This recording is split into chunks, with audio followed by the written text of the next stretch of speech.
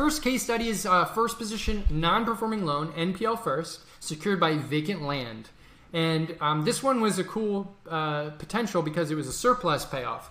It's something that you see pretty often in first position loans that end up going through foreclosure, because once they pay off the delinquent taxes, anything that's available from the sheriff's sale is then given to the first lien holder. So it's not a proactive strategy, but for loans that are like this, smaller balance, smaller collateral value, and it maybe doesn't make sense for us to actively manage it, it's a loan that maybe will pay off someday. And in this case, the borrower purchased a vacant Florida lot for $60,000 in 2005.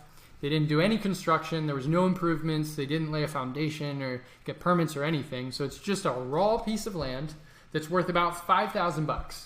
They paid $60,000 for it. So they owe a lot of money, and they've actually paid down the loan quite significantly. It's now $14,000 is what they still owe on it, but it's only worth $5,000. So looking back through the history, we looked on a website like Zillow. You can see the sale history, and you can see that it was listed back in 2009 for $70,000 and never sold.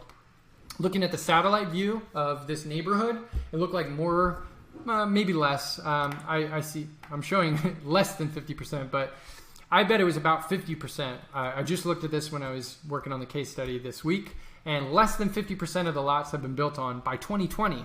So 15 years later, this neighborhood really hasn't come about as the developers originally thought it was, and there's a lot of vacant lots in the area. So this is an important thing to look at when you're, it shows you supply and demand. If there's a whole bunch of vacant lots, then you can kind of understand why a $5,000 fair market value makes sense. And the property eventually went to arrears for for unpaid taxes. That was a typo. And the borrower did not make any effort to bring their taxes current. So it ended up going to tax sale, and we received a notice that the tax sale was scheduled for September 24th. So I'm actually going to show you a couple documents here. First document we received was this notice for application of tax deed. This was provided to us as the lien holder because we recorded our assignment of mortgage.